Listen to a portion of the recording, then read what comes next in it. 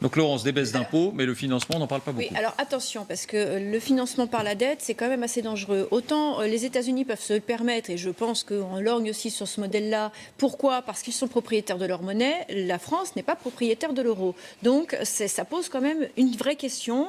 Ça veut dire qu'on ne peut pas à un moment réévaluer notre monnaie pour pouvoir se prendre de la distance par rapport à notre dette. La deuxième chose, c'est que moi, je veux bien entendre qu'on a relancé l'économie par les consommateurs, par la demande. Or, c'est pas tout à fait vrai. Parce que quand on donne une prime d'activité à des ménages, on peut le retirer à tout moment, mais ce n'est pas une réelle augmentation de leur salaire. En l'occurrence, quand on prend les personnes qui auraient vraiment eu besoin d'une augmentation de leurs revenus, il y a notamment les fonctionnaires, il y a le SMIC, toutes ces questions-là n'ont pas été abordées. On a préféré donner des primes. Et des baisses d'impôts, 5 milliards. Des baisses d'impôts, oui, mais moi, je veux me concentrer sur cette prime qui coûte quand même qui n'a pas été très présente dans ce discours. C'est pour ça qu'on parlait des baisses d'impôts. Mais je pense qu'il vaut mieux l'oublier parce que pour moi, c'était franchement pas la meilleure solution. Donc cette fameuse prime d'activité ne s'inscrit pas dans le temps, ne s'inscrit pas dans la durée et surtout, on ne s'intéresse pas à d'autres qui ont leur salaire gelé, c'est notamment les fonctionnaires.